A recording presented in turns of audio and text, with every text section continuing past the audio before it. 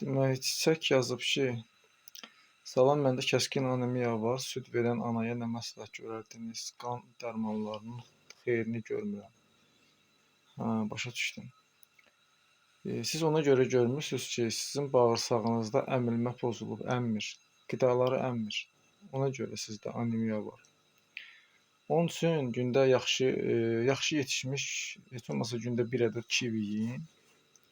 Bir də ki, qan artırmaq üçün qara tahin alın, sarı tahin alın, sonra tut bəhməzi alın, 100 qram da çiçək tozu alın, 100 qram da gülən. Bunları qəşəng bir-birinə qarışdırın. Gündə bundan 1-2 xörək qaşığı yeyin. Bax elə sonra həftədə 1-2 dəfə yaxşı belə ciyər kabı yeyin. Alın ciyəri. Toyuq kabında, toyuqda da çoxdur ciyərində, sonra quzuda da. Bunu elə yüngül kabab eləyin, biraz çox bişirməyin, biraz da qanlı fason olsun. Bax, həftədə 1-2 dəfə bunu yeməklə, sonra tahini, onu yeməklə məzunu sizin qanınız artacaq. Amma gündə 1-2 ədəd yaxşı yetişmiş kivi yeyin. Kefir də, çünki mikroflora bərpa olsun. Yəni siz hansısa preparat istifadə eləməli deyilsiniz əslində.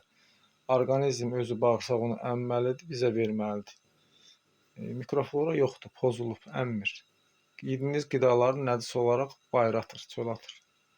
Bax, budur məsələ. Siz nə qədər o preparat istifadə etsəniz də o qalxan deyil.